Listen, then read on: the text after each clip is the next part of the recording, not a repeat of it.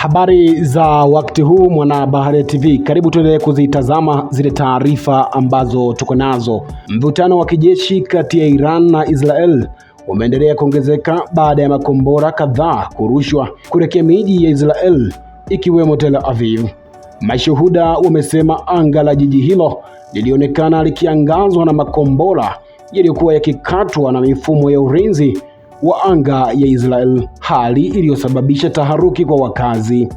Serikali ya Israel imethibitisha mashambulizi hayo na kueleza kuwa mifumo yake ya ulinzi imefanikiwa kuzuia makombora mengi. Hata hivyo, wakazi wengi walilazimika kukimbilia maeneo hifadhi maalum baada ya tahadhari kupigwa, huku milipuko ikisikika angani.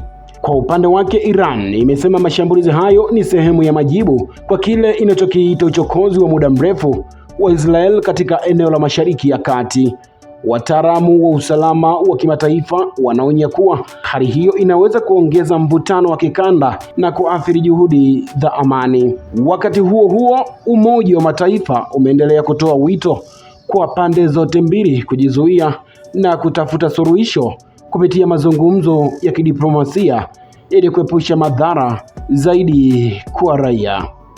Sasa naanza kupitia maoni ya kwako mtazamaji wa Baharia TV ambao umetutumia hapa studio. Namuona Juma wa Dar es Salaam, Tanzania, anasema vita hivi vinaweza kuathiri dunia nzima, ni bora Iran na Israel wakatafuta suluhisho la amani badala ya kuendelea kushambuliana. Rehema anasema wananchi wa kawaida ndio wanaoumia zaidi. Inasikitisha kusikia watu wakikimbilia hifadhini kila mara huko Tel Aviv. Sawa, asante kwa maoni yako.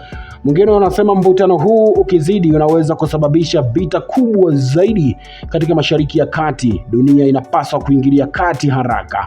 Mwingine anasema amani ni muhimu kuliko vita. Viongozi wanapaswa kusikiliza wito wa Umoja wa Mataifa na kuanza mazungumzo. Naweka nukta na ujumbe huu wa mwisho kabisa. Anasema hali inatisha kwa sababu inaweza kuathiri uchumi wa dunia na maisha ya watu wengi. Asante sana mtazamaji wa Baharia TV kwa wewe ambaye umetuandikia ujumbe wako hapa studio.